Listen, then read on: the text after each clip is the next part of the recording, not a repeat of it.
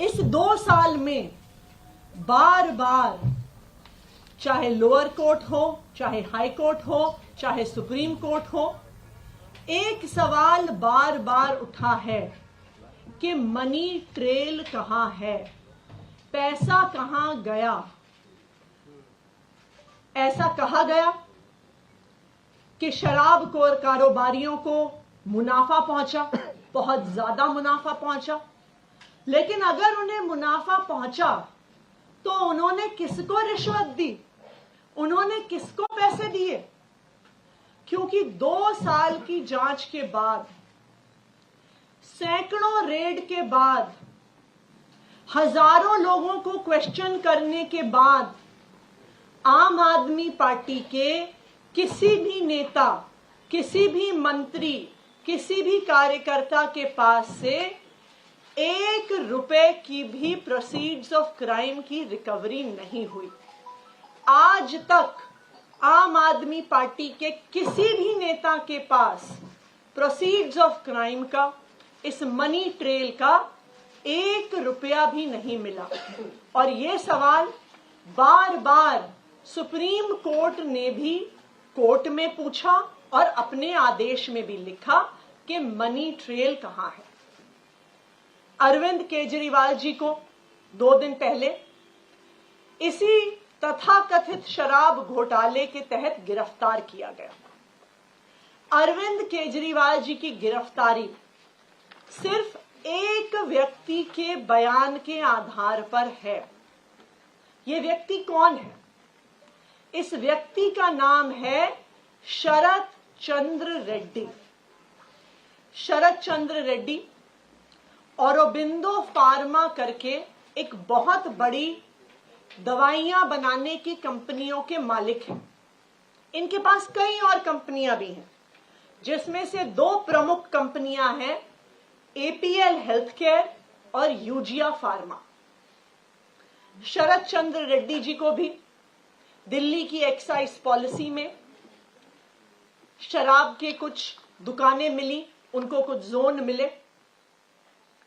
शरद चंद्र रेड्डी को 9 नवंबर 2022 को क्वेश्चनिंग के लिए बुलाया गया और शरद चंद्र रेड्डी ने साफ साफ कह दिया,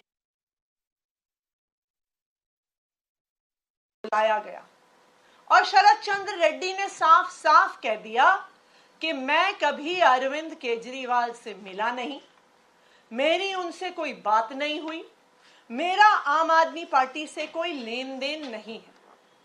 जैसे ही उन्होंने कहा कि मैं अरविंद केजरीवाल से मिला नहीं, उनको तुरंत अगले दिन ईडी द्वारा गिरफ्तार कर लिया गया। कई महीने जेल में रहने के बाद एक दिन शरद रेड्डी जी ने अपना बयान बदल लिया। शरद रेड्डी जी कहते हैं कि मैं अरविंद केजरीवाल जी से मिला भी। शरद रेड्डी जी कहते हैं कि मेरी उनसे शराब घोटाले पे बात भी हुई। और जैसे ही शरद रेड्डी ये कहते हैं, उनको जमानत भी मिल जाती है ईडी के द्वारा। लेकिन ये तो सिर्फ बयान है। पैसा कहां है? मनी ट्रेल कहां है? क्योंकि बीजेपी और उनका राइट हैंड इन्फोर्समेंट डायरेक्टरेट तो बार बार कह रहे हैं कि शराब घोटाले में पैसा बना और शराब के दुकानदारों ने इस पैसे को भ्रष्टाचार में, इस पैसे को रिश्वत के तौर पे दिया।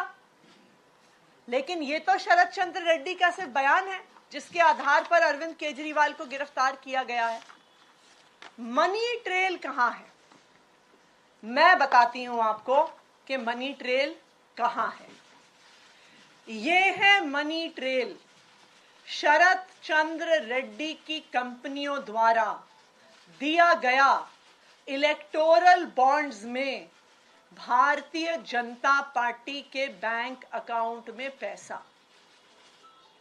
आज ये मनी ट्रेल पूरे देश के सामने आ गई है कि शरद चंद्र रेड्डी औरोबिंदो फार्मा का मालिक, एपीएल हेल्थकेयर का मालिक, यूजिया फार्मा का मालिक, शराब का कारोबारी, उसने 4.5 करोड़ रुपए के इलेक्टोरल बॉन्ड्स दिए एक्साइज पॉलिसी के बनने के दौरान भारतीय जनता पार्टी को, उसके बाद गिरफ्तार होने के बाद 55 करोड़ रुपए के इलेक्टोरल बॉन्ड्स दिए भारतीय जनता पार्टी को।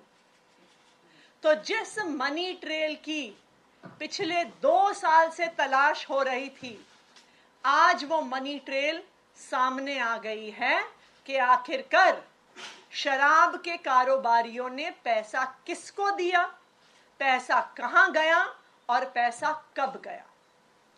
तो अब मैं प्रधानमंत्री नरेंद्र मोदी जी को चैलेंज कर रही हूं, मैं उनके राइट हैंड इन्फोर्समेंट डायरेक्टरेट को चैलेंज कर रही हूं कि आज शराब घोटाले की मनी ट्रेल मिल गई है।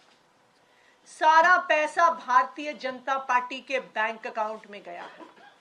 तो enforcement directorate Bharatiya Janata party को आरोपी बनाए और enforcement directorate Bharatiya Janata party के राष्ट्रीय अध्यक्ष जेपी नड्डा को गिरफ्तार करे, क्योंकि अब पहली बार एक्साइज पॉलिसी के मामले में आधिकारिक मनी ट्रेल सामने आ गया है और ये मनी ट्रेल सीधा शराब के कारोबारियों से भारतीय जनता पार्टी के बैंक अकाउंट में गया है।